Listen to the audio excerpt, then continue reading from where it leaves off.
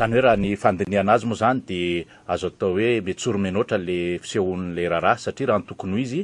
talohan'ny nanatanterahana ny fifidianana no tokony ho nanaovana izany hoe fionana izany satria tamin'izany fotoana tao anatina vanim-potoana tetezamita mbola tsy fantatra izay mety ho endriky ny safidin'ny olona. Amin'izao fotoana izao efa mipetraka ny andrim-panjakana na ny filoham-pirenena na ny antenimieram-pirenena ny dikan'izay karazany feno aloha zany ny rafitra vovonana eo anivon'ny firenena ny androm-panjakana any amin'ny fitsarana koa efa raha antsika mahita ny fipetrahany miandalana na ny ACC na izay mety mifanandrify amin'izany arak'izay voalaza ny lalam-pandrenana. Ny ady-hevitra politika zany raha ny rariny sinitsiny dia tokony miaingany amin'ny antenimieram-pirenena satria ireo no ambara fa solotenam-bahoaka raha toa ka ny hevitra hitantanana ny raharaham-panjakana amin'ny ankapobeny sy ny fampivoarana sy ny fampiodinana ny raharaham-pirenena no jerena. Fa ny fampionana tahak'izao dia endriky iray ahafahana mitaratra avy hatrany fa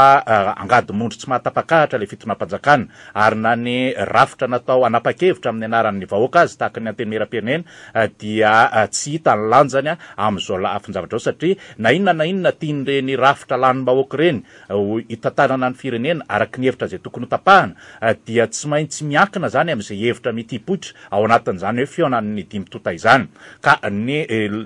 tranga zany amin'izao fotoana dia manalasala taovozona koa satria ilay fanjakana izay napetraka iandraikitra izany raharaham-pirenena izany tsy mahatapakahatra araka ny voalaza tetsy aloha. Ireo sokajikery politika hafa nefa dia misy ny mangetaheta hiditra ao anaty rafim-panjakana ka izay no tsy mahamety ny fijery azy an'ity raharaha ty hoe vao maika ave hiditra any amin'ny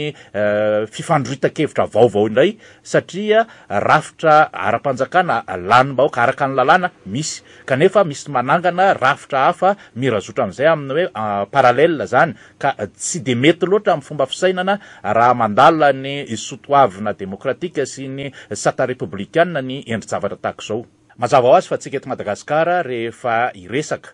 dia tsy maintsy mametraka ho zava-dehibe indrindra ireo mpiakin-doha amin'ny any ivelany mametraka ho zava-dehibe ny hevitry ny vahiny avy any ivelany indrindra moa ireo rafitra mpampindram-bola eo amin'ny sehatra iraisam-pirenena zany hoe satria tsika miakin-doha amin'ireo indrindra mpitondra antsika sy mpanao politika sasany dia mihevitra fa ny sitrapon'ireo ny tsy maintsy toavana ka ireo zany dia mahita fa tohatra no very tombotsoa ao anatin'ny